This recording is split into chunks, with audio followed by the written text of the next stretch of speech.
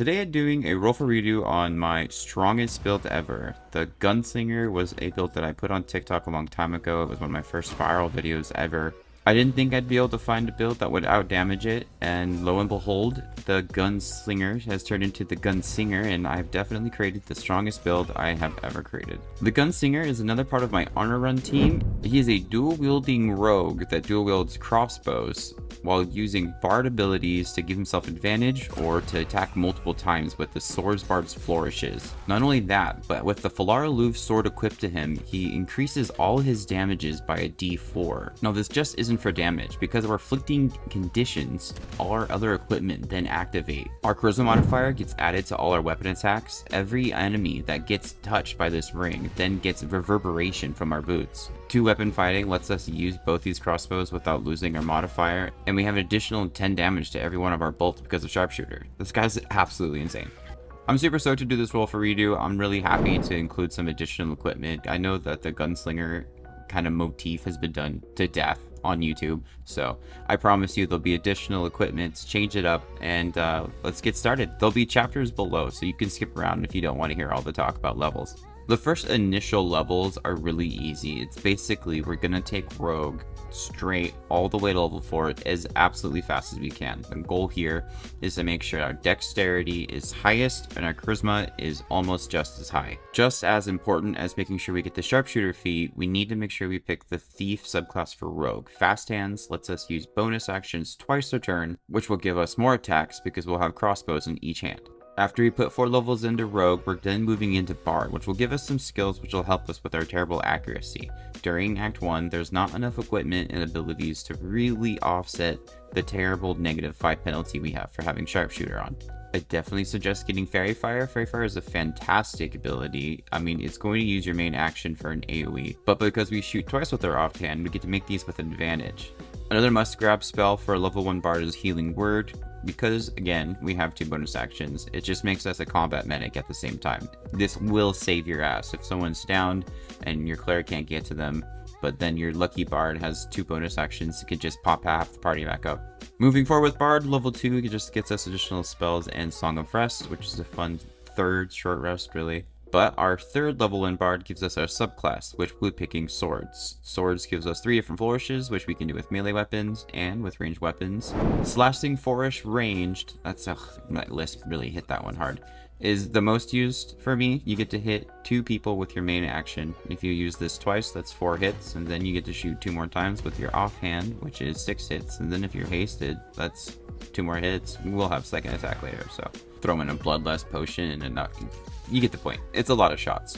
Moving forward into Bard, we're going to take 4th level and 5th level. 5th level is really important. 3rd level spells kind of kick ass. Plant Growth is really helpful if you're trying to just chip people out from afar. It's also not concentration, which is sick. I would also get Glyph of Warding. Both of these aren't concentration. You can just fill a huge plot of Plant Growth with a bunch of like lightning explosives or put them asleep, then all your attacks are critical if you're close enough. Definitely get these spells. And also, we get all of our inspirations back on our short rests. All that is super dope, but we're going to do 1 more level for Bard, bringing us to a 6th level Swords College Bard, so we have second attack. The next level, I switch back to Thief. Getting 5th level gives us a reactionary ability to have damage if we see it coming at us, and it levels up our sneak attack by another d6.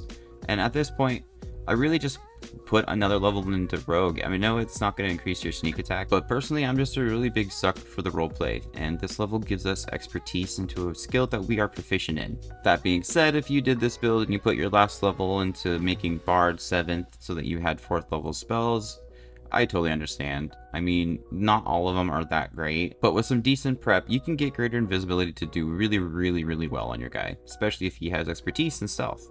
Now on to equipment. So without a bunch of equipment tricks, this character is already incredibly godly. The amount of damage they're going to be putting out is unreal, and you're not going to have any really problem just running in like he is. But let's break it. So the first thing I like to grab is Falar Aloof. Now this sword is one that everyone talks about because it's amazing. You pick it up in the Underdark and you spend 1 action to make it scream. When it is screaming, everyone in that area gets 1 additional d4 of thunder damage when they are hit. Now this little screech is actually a condition that gets put on these creatures. So because it is technically a condition, a lot of our other equipment is going to go into effect, mainly the Diadem of Synergy. The Diadem of Synergy has been talked about non-stop, and that's because it also is very, very great. If you inflict a condition somehow on a target, you get Arcane Immunity for 2 turns.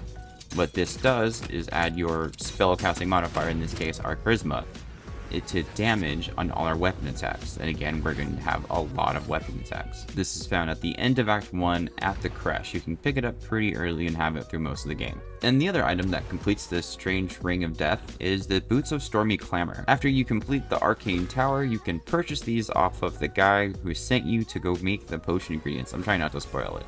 With these on, once you inflict a condition on a target, they then also have 2 stacks of Reverberation. Reverberation lowers their defensive stat abilities, does thunder damage additionally on top, and they make a save, and if they fail it, they are now prone. Now that we got all those buffs going, we're going to put on 2 pairs of gloves called the Flawed Infernal Gloves.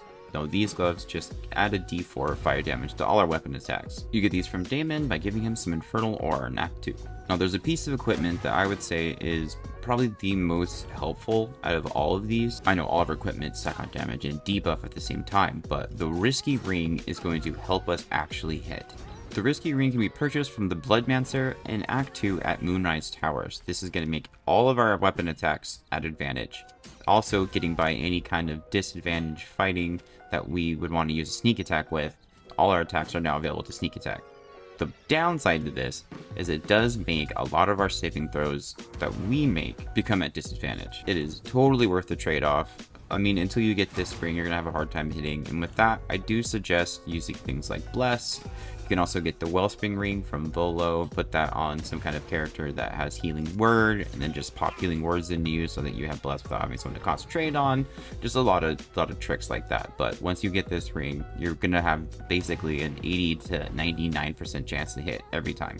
In Act 3, you can find an amulet called the Amulet of Fey Semblance. You'll have to finish the Hag storyline quest all the way to the very, very, very end, and this amulet will counteract all the saving throws that you now have disadvantage with. Now, with hand crossbows, unfortunately, there's not that many different cool kinds of hand crossbows. In the beginning, basically all the way until about the end of Act 2, you're going to just be checking shops to see if they're selling any kind of hand crossbow. If it's +1, stoke, totally buy it. There is a few. The Near Misser is one of my favorite crossbows, especially because you're gonna have Falara Louvre running. The Near Misser's attacks are all done with force damage. It also gives you a really, really high level magic missile to cast for free. Super, super, super dope. Also, in the same act, in Gauntlet of Shar, you can get the Hellfire hand crossbow. It's a +2 crossbow. Comes with an elevated use of the Scorching Ray spell. It also could catch the opponents on fire. Definitely sick. Use that one for sure.